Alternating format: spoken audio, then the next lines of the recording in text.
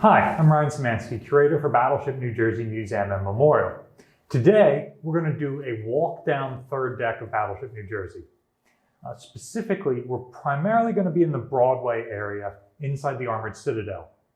Forward of the Armored Citadel, there are 7 decks stacked into the hall.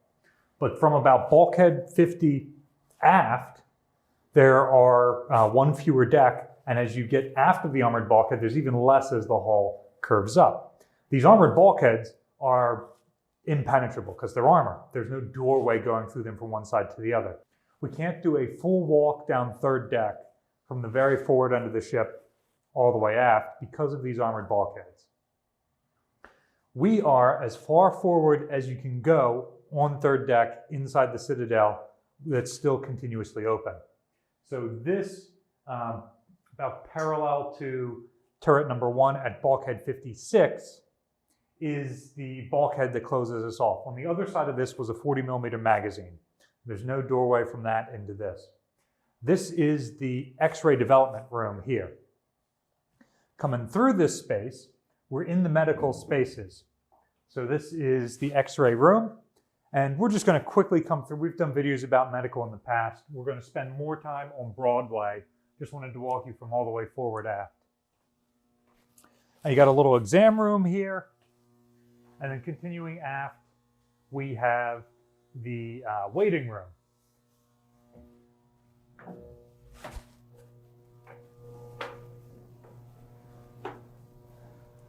Up here at bulkhead 68, we have the forwardmost ladder to get down into the Citadel.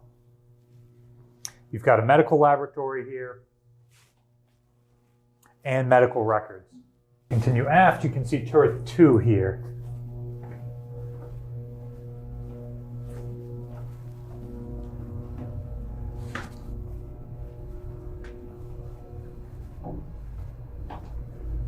Just a passageway connecting medical to the spaces further aft. This is the ladderway that comes from the XO's cabin 2 stories above, down here to Broadway, and the forward IC room. IC stands for Internal Communications. If you go down this ladder, you get to CIC and forward main battery plot. We'll see after main battery plot later on the tour, and after secondary battery plot for that matter.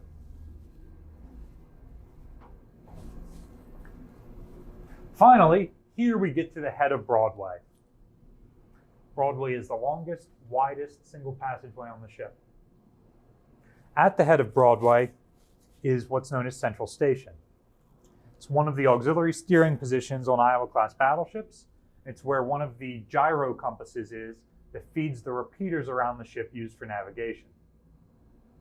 In the back of the space is a door that opens to Damage Control Central.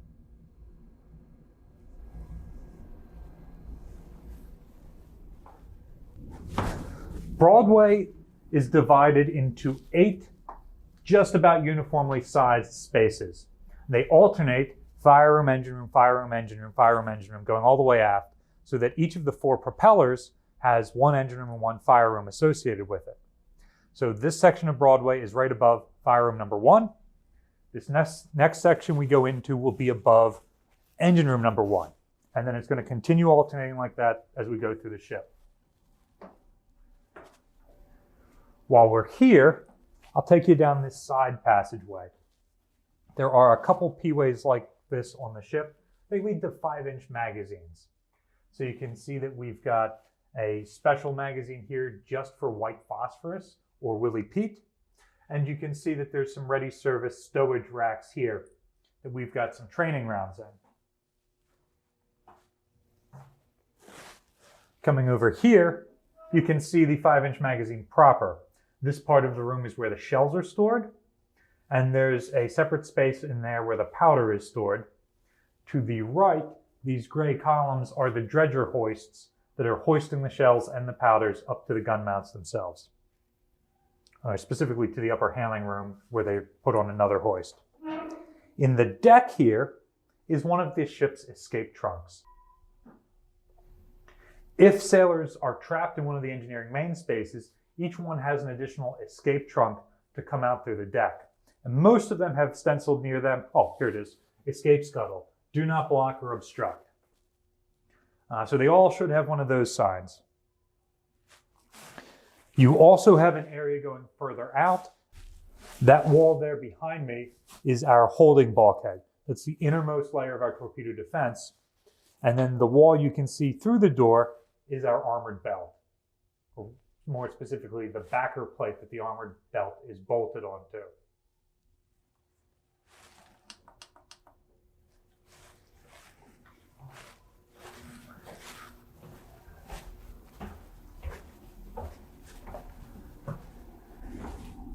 You'll notice as we go down Broadway that this space is just absolutely chock-a-block full of damage control equipment. We've got a door like this that leads to AFFF mixing station, so that's firefighting foam. It's especially useful if you have an oil fire of some sort, which we're above the engineering main spaces, oil fires likely. You've got OBAs or oxygen breathing apparatuses around.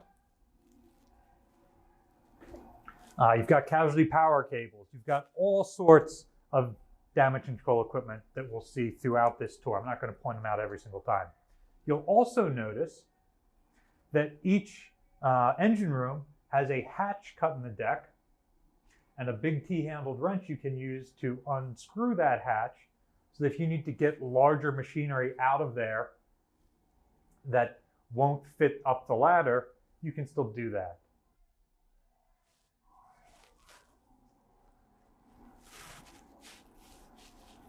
This side passageway here leads down into engine room number 1, and it's another 5-inch magazine that mirrors the one we went down earlier. So we're not going to go back down that second one.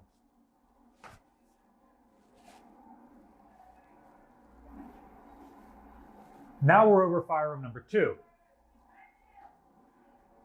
You'll notice that all along Broadway you see levers and gauges and things like this. This is associated with the fuel system on board the ship and damage control counter flooding.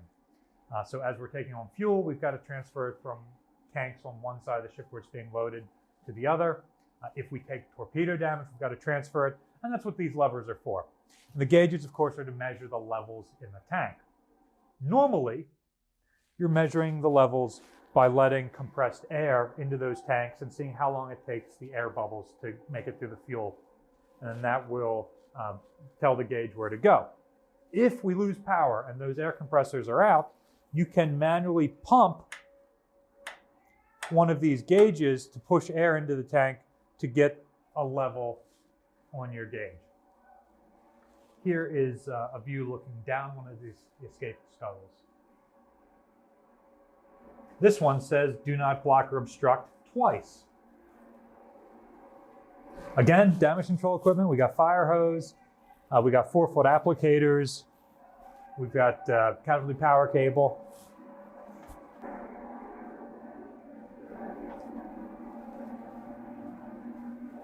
Some of these side passageways lead to damage control lockers. Each individual engine room does not have a repair party assigned. Those guys down there are doing hard work. You don't have room for a repair party to get in the way. So there are a couple of repair lockers up here on Broadway that service all of the engineering spaces. This one has a battle dressing station associated with it. Remember, during general quarters, the ship is going to be locked down for watertight integrity. Even though sick bay is just a couple of frames forward of here, there are 4 or 5 watertight doors between here and there that we cannot go through to violate material conditions. So casualties are brought here and triaged, and then when it's appropriate, we can open doors and get them through.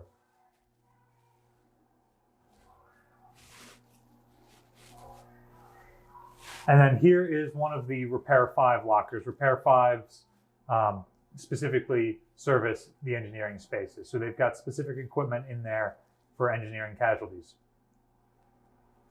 Battleship New Jersey has 2 Repair 5s, a 5F for forward and a 5A for aft. Also back here, we have what used to be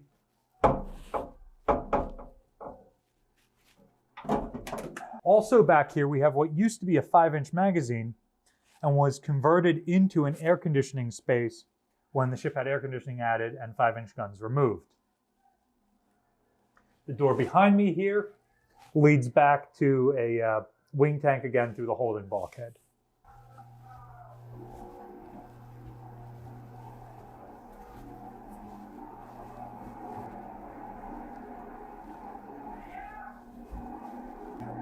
Another space down here is the radio transmitting room.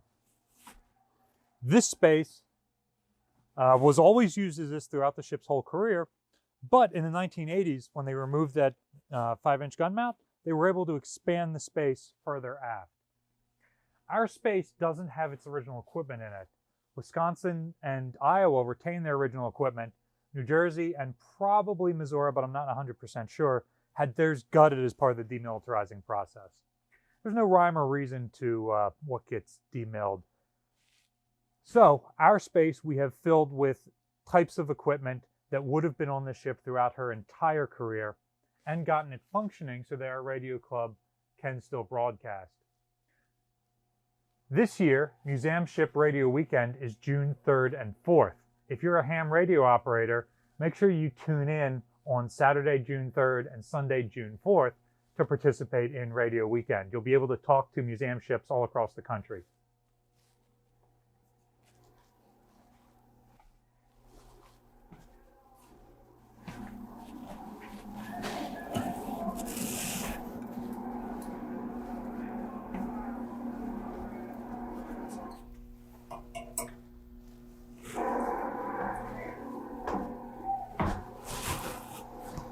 So we just crossed what's otherwise an impermeable bulkhead at frame 119.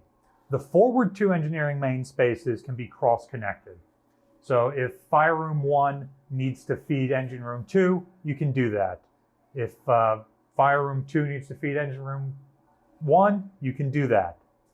But you cannot transfer steam from fire rooms 1 and 2 back here to engine rooms 3 and 4. Because of that bulkhead 119. And this door we just came through is really the only penetration through that bulkhead, with the exception of a couple of stuffing tubes for wires.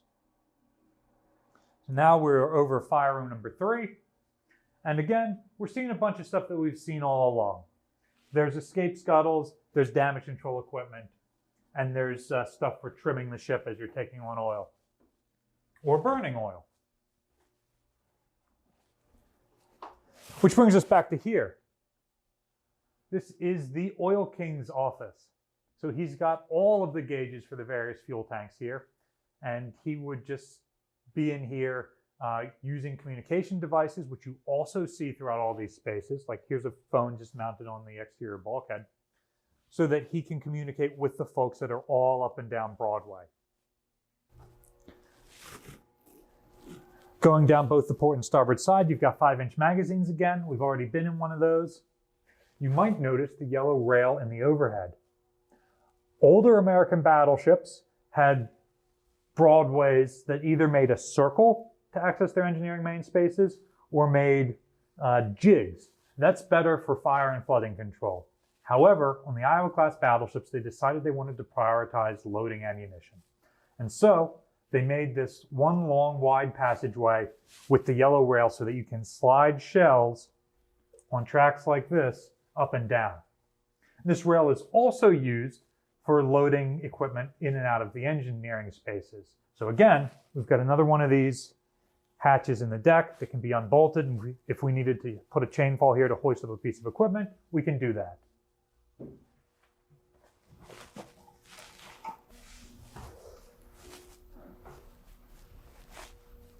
So as we come back here to fire room 4, we're now off of the tour route. This area we are planning to open during a future expansion of the museum. We've already done tests for PCB and asbestos, and it's come up perfectly safe. So we're in the process of repainting, restoring, and then we'll put in emergency lighting, exit signs, things like that. Coming down here, we've got one of the bearings, just a spare part if you need it down in the engine room.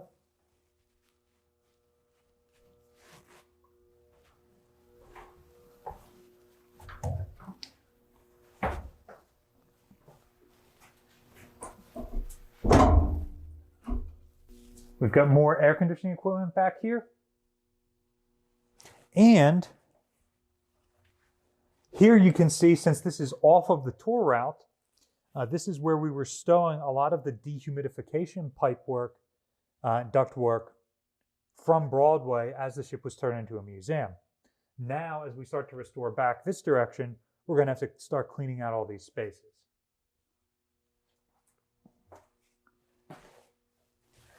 Oh, here's another interesting thing we haven't pointed out before. This is one of the accesses into the splinter deck. Each of the major bulkheads that divides the 8 spaces that make up Broadway also goes up into the splinter deck. So each splinter deck level has 2 hatches in it so that you can climb up into there. So there are 8 separate sections of splinter deck, 16 access hatches around third deck here on Broadway. There are some other extensions out elsewhere. Coming down this side passageway, we've got a bunch of the telephone equipment.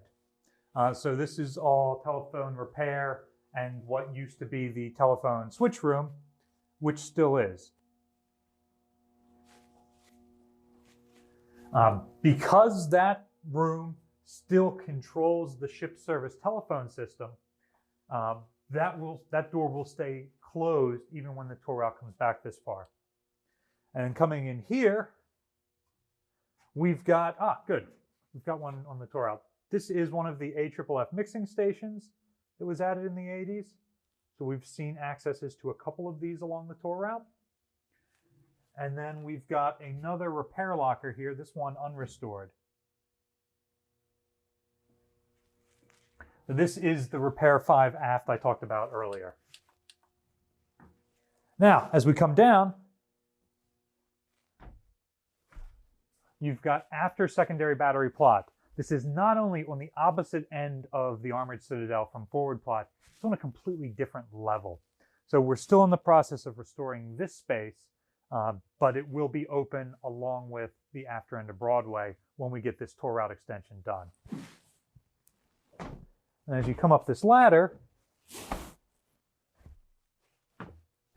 you are now in after main battery plot. So again, you can get to these spaces on guided tours right now, but your average self-guided guest does not necessarily get to access these spaces. So we're going to be adding these to our self-guided tour route in the near future.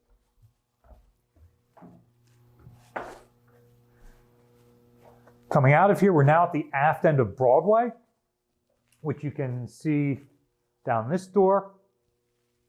See the big hatch in the deck? That leads down to the after auxiliary diesel generator space, or AMR, after machinery room. But we're going to continue over this way. We have a bunch of hatches in the deck around turret 3 here to access the magazines below us.